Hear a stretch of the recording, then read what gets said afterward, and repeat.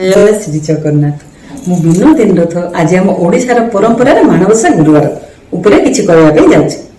मार्गशीर मासर गुरुवार गुडी को माणबसा गुरुवार कहा जाय।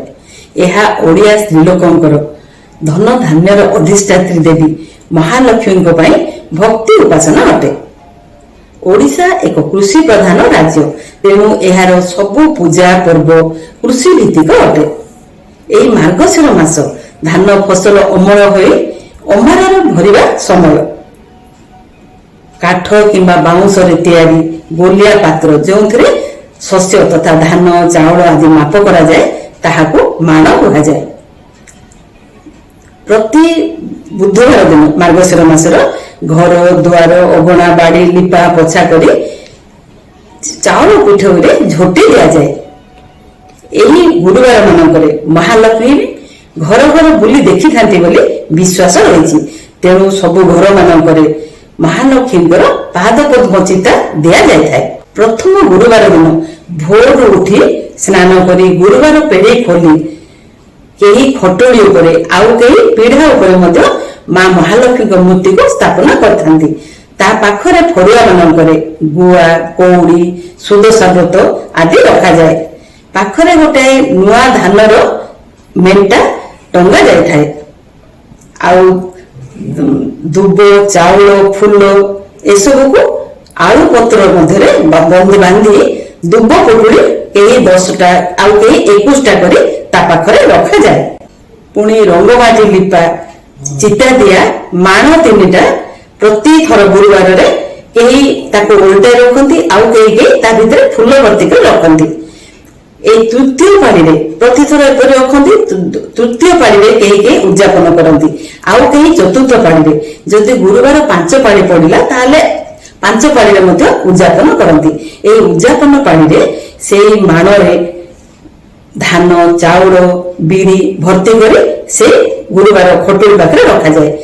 खटोली चारिपटे धान रे कोठी कटा जाए। एटा होची उद्यापन पाड़ी।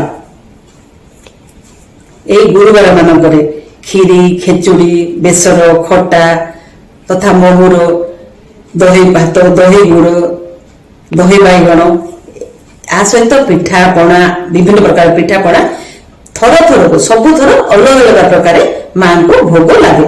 वर्तमान सुविधा दृष्टि धान बदल रे चाउल बसा जाउछि। एही चाउल ओडिशा रे गुरुवार चाउल रूपे लोकप्रिय। एही गुरुवार चाउल को बहुत भक्ति एवं निष्ठार सह बहुत नियम प्रकार साधारणतः माघ मास श्रीपंचमी ठारू खीरी खेचुड़ी करी खाइबा आरंभ हुए। जदि से सुविधा नहला अन्य भल दिन मानकर मध्य खाइबा आरंभ हुए से चाउल सरिबा पर्यंत। पंचदश शताब्दीर कवि बलराम दासଙ୍କ द्वारा लिखित लक्ष्मी पुराण को स्त्री लोक एही दिन आवृत्ति करती।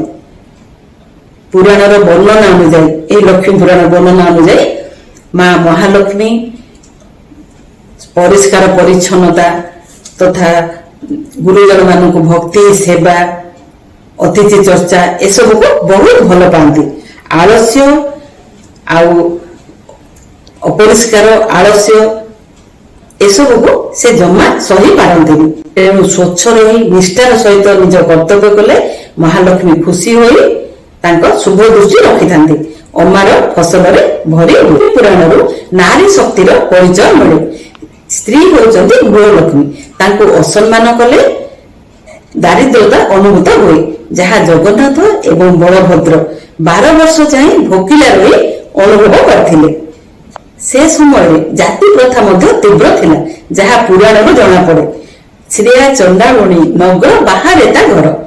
तेणु महालक्ष्मी जगन्नाथ को तांको शर्त अनुसार से दिन ठारू आरंभ कले जे ए जो जगन्नाथंकर भोग अभड़ा को कहीं खाइबार किछि बारण नाही। एवं से श्रेया चंडालुर भक्ति जोगु मां ताको बर संतुष्ट होई बर देथिले। एहीपरि ओडिशा रे चतुर्मास्या गुरुवार मध्ये रहिछि, किंतु एही चतुर्मास्या गुरुवार रे माण बसेनि। धन्य ओडिशार परंपरा। जय श्री जगन्नाथ।